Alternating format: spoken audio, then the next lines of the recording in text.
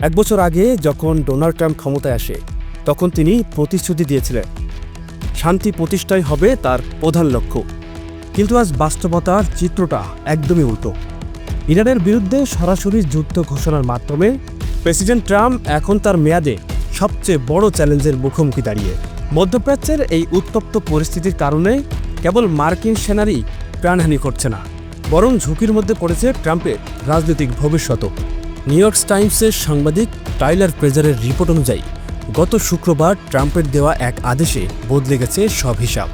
এখন পর্যন্ত 6 জন মার্কিন সেনা প্রাণ হারিয়েছেন এবং মার্কিন যুদ্ধবিমান ভূপাতিত হওয়ার খবর পাওয়া গিয়েছে। তেলের বাজারে শুরু হয়েছে অস্থিরতা। বিনিয়োগকারীরা ভয় পাচ্ছেন যদি এই যুদ্ধ দীর্ঘস্থায়ী হয় তবে বিশ্বজুড়ে তেলের সরবরাহ বন্ধ হয়ে যেতে পারে। প্রেসিডেন্ট ট্রাম্প জানিয়েছেন ইরানের বিরুদ্ধে এই সামরিক অভিযান আরও কয়েক সপ্তাহ চলতে পারে। তবে পরিস্থিতি আরও ভয়ঙ্কর হওয়ার ইঙ্গিত দিয়েছেন মার্কিন পররাষ্ট্রমন্ত্রী মার্কো রুবিও। সোমবার তিনি সরাসরি হুঁশিয়ারি দিয়ে বলেছেন সবচেয়ে কঠিন আঘাতগুলো এখনও মার্কিন সামরিক বাহিনীর পক্ষ থেকে আসা বাকি। অর্থাৎ সামনে পরিস্থিতি আরও খারাপ হতে যাচ্ছে। আর্টিকেলটি বলছে ট্রাম্পের জনপ্রিয়তা দিন দিন কমছে। সামনে মার্কিন কংগ্রেস নির্বাচন, যেখানে রিপাবলিকানরা ক্ষমতা হারানোর ভয়ে রয়েছে।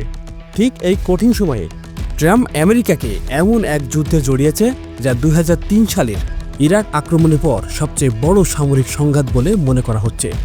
সবচেয়ে অবাক করা বিষয় হলো ট্রাম্প বারবার কথা দিয়েছিলেন তিনি যুদ্ধ শেষ করবেন, শুরু করবেন না। অথচ ক্ষমতায় আসার মাত্র 1 বছরের মাথায় তিনি 7টি দেশের সামরিক হামলার অনুমতি দিয়েছেন।